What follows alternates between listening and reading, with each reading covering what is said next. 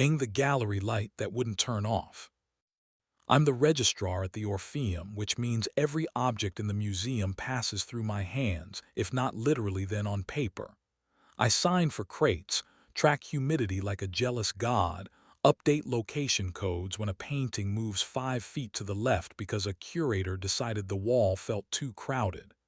If a bronze sneezes, I write it down. If the Rothko blinks, I log the timestamp. I like rules that behave. People are harder. Elena runs exhibitions, layouts, loan agreements, couriers with jet lag and opinions. She is better at making rooms breathe than anyone I've met. We live 10 minutes from the museum in a top-floor apartment that hears the city better than it sees it. Our mornings smell like coffee and rabbit glue. Our nights smell like wine and dusted velvet. We met during an install when a crate got stuck in a doorway and she said, "If art wants to come into a room, it finds a way." Then lifted her end and grinned at me like we were already conspirators. 3 years later, we still trade conspiracies, just not always on the same side. The light in Gallery 4A is supposed to shut off at 23:59 by a timer that doesn't care about donors. On Tuesday, it didn't.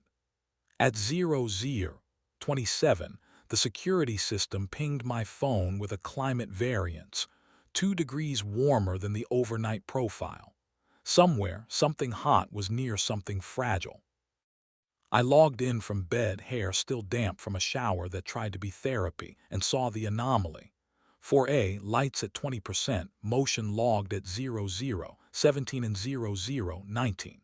The card reader had 2 entries too, one for Elena's badge, one for visitor escort mode, which means someone without a badge got waved in with authority. The video gave me half-truths in grayscale. A silhouette at the side door, shoulders I recognized from 1,000 installs, Julian's. Exhibit designer. My oldest friend. He moves like a man who learned spatial math through his body and never unlearned it. I could have pretended the sensor hiccuped. I could have told myself Elena met a courier who got in late. I could have been a priest and forgiven everything I didn't understand. Instead, I stared at the ventilated rectangle of the laptop like it would confess all on its own, then closed the lid and lay awake until the radiator turned our bedroom into a soft accusation. In the morning, Elena moved through the kitchen with her hair in a knot, a pencil stabbed through it like a flag. She kissed me, quick, the way you kiss a teammate before the second half. "I'm at the museum until late," she said. "The courier from Antwerp landed cranky." Gallery 4A had a climate ping last night, I said, keeping it like weather. "Sensor been moody," she said. "We'll recalibrate." She poured coffee the way she does everything else, as if precision is a favor you can give. At work, I pulled the overnight logs like I was teaching somebody how to be thorough. The motion sensor had a sense of humor. It had recorded 2 sets of footsteps, measured by heat and time. One custom leather, one rubber soles that scuffed like someone who hates the performative quiet of museums. The lights had stayed at 20% for exactly 12 minutes, enough to make skin look forgiving and surfaces look edible. I tried not to hear what I wasn't seeing. I found Julian in the model shop slicing foam core into the shape of a future that would get angry when reality happened to it. He grinned at me, knife in hand, curls gone wild in the humidity that makes conservators twitch. "You're up early for a man who keeps the night shift in his pocket," he said. "Did a courier get in late?" I asked. It was almost kind. "2 did," he said. "Neither in that gallery." He watched my face, then looked back at the foam core. "If you're asking the thing you're not asking, ask it carefully. The model might take it personally." "You used Elena's badge on 4A, I said. "At midnight." He sliced a clean angle like a man who respected corners and still wanted to be forgiven. "We walked the sightlines for the sponsor preview," he said. She worries about that far corner feeling like an afterthought. You know how she is." "I do," I said. "I also know how he is when he's performing a line of dialogue for a man who knows all his improvisations. You didn't call me." "You were home," he said, as if that proved anything. "It was 10 minutes." 12, I said, because I am a petty man with access to timestamps. He smiled, then stopped smiling. "You can ask me if I kissed her," he said. "I'd prefer you didn't ask me if she kissed me." "I can ask you both," I said. "I can also ask the camera." "The camera keeps bad angles," he said. "You of all people know that." He was right. Cameras tell stories the way mirrors make promises. I left him with his knife and his foam as if leaving absolved anyone. At 16:00, Elena texted me a photo from the loading dock, a crate labeled in tidy French, the courier's signature like a cardiogram. "Arrived alive," she wrote. There was a streak of gesso on her thumb. I wanted to text back something brave. Instead, I wrote, "Light timers fixed." She sent a thumbs-up emoji that made my chest look for a drawer to slam. We live across a park that pretends not to hear people trying to be better. That night we ate on the couch, leftover pasta that tasted like a decision postponed. Elena put her feet in my lap and asked if the Bernini visit next week would ruin our weekend plans. I said no. We watched a documentary about thieves who steal art because they're bad at poetry. Her head slid down onto my shoulder. My hands remembered her without asking me first. We took the memory to the bedroom and kept it faithful and indecent in the way two people who still want each other do when pretending there are no rooms with motion sensors in them. There's a way she presses her nails into my shoulder just before she unlearns her name. It was the same. After, she lay on her stomach and circled a spot on the sheet with her fingertip, an absent-minded halo. "You okay?" she asked. "Give me the version where I don't need a time code," I said. She went very still, then rolled over and looked at the ceiling as if the ceiling would be generous. "I kissed him," she said. "Twice. Once in the freight elevator 3 weeks ago because adrenaline thinks it's wisdom. Once last night because I wanted to know if the first time was an accident. It was. It was a choice. Then I chose to stop. I should have told you before my mouth had to learn how to say it without shaking. Anger is a bad conservator. It rubs too hard in the wrong direction and calls the result a restoration. I put my hand over my eyes and counted the screws in the bed frame, which is how registrars breathe. "Do you love him?" I asked, which is a question we invent when we want math to perform miracles. "I love you," she said. "I love the part of me that is severe and tender at the same time, and you make room for both. With him, I loved being seen as a design, not a person.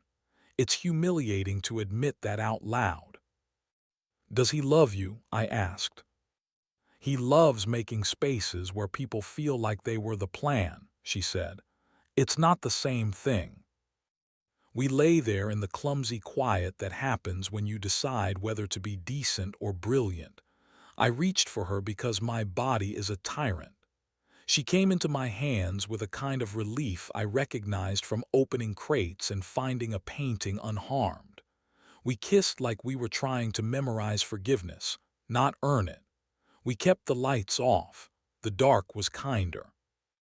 The next morning, I wrote a policy memo titled After Hours Access, Escort Protocol Revisions, because bureaucracy is my love language. I sent it to security and CC'd Elena and Julian and the deputy director, who prefers not to learn things the hard way. The memo banned visitor escort mode for internal staff unless pre-approved. It instituted a second sign-off for after-hours lighting. It created a log where kisses would never appear, but the things that make them possible would. I posted it to the intranet and wanted to throw up. Julian didn't text. He emailed at 11:11, copy, approved. I'll adjust my bad habits." Elena replied, "Thank you," which is what we write when the right thing has arrived too late to feel heroic. The sponsor preview loomed like a test no one admitted to studying for. Donors expect miracles in bathrooms. Elena and I dressed in the kind of black that makes people assume you know where the good cheese is. In the gallery, she moved through the crowd with that easy authority that convinced people frames were choices, not prices.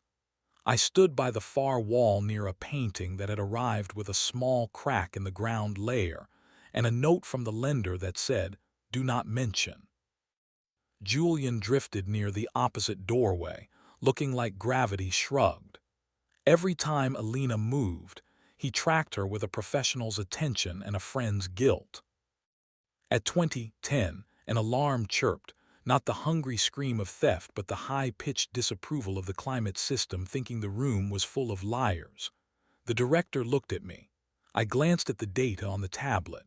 The sculpture in the corner, a lacquered wood panel, old enough to be someone's ancestor, was 5 degrees warmer on its face than its back. The light angled from the sponsor wall was doing more than flattery. I walked to the panel and adjusted the spotlight one notch. Elena joined me, slid her hand along my forearm with the discretion of a person moving a cup. Julian appeared at my other side with a ladder like an apology. "Here," he asked. 4 degrees left, I said, and the left-right, degrees talk soothed all of us because it sounded like competence. The donor asked Elena about the provenance while I watched Julian shift the beam until the face stopped glowing like a fever. Elena looked over the donor's shoulder and gave me a look that used to mean, "We're in this together." It still did. It also meant, "I'm sorry." After, when the last guest left with a tote bag and a sense of importance, we turned off the lights like a ritual. In 4A, Elena stood in the doorway longer than necessary. "The timer's fixed," she said. "I know," I said. "I won't use my badge to let anyone in after hours," she said. "I know," I said again. She stepped toward me and stopped. "Do you want me to quit?" she asked, and it hit me how much she hated asking for mercy. "No," I said. "I want you to design rooms that teach me new words and then come home and teach me them again." Julian set the ladder down like a sentence he didn't want to say out loud. "I'll take the temporary install at the satellite space," he said into the dark as we walked toward the exit. 6 months. Plenty of time to make bad work I'll pretend is good. "You're good and this is clumsy," I said. He put a hand to his chest and nodded like a defendant learning a verdict he expected. We didn't go straight home. Elena took my wrist and led me to the freight elevator, pressed the button, stared at the door like it owed her an apology and a kiss. "Here?" I asked. "Some of the worst and best decisions happen in elevators," she said. "I want to rescue one." When the door opened on the empty box, we stepped in and stood too close and didn't press any floor. We kissed under industrial light that makes everything look cheaper than it is. We kept it tender because tenderness is the one erotic people forget. Her mouth had that pepper heat it gets when she's been running. I put my hands on her hips like they were the only handles the world had left. The elevator did not move. We did slowly, with an attention that felt like a promise. When the door opened again, nothing had changed and some things had. Back at the apartment, we made eggs like a peace treaty. Elena sat on the counter and peered into the pan as if the omelet would flutter and confess. "Do you want rules?" she asked.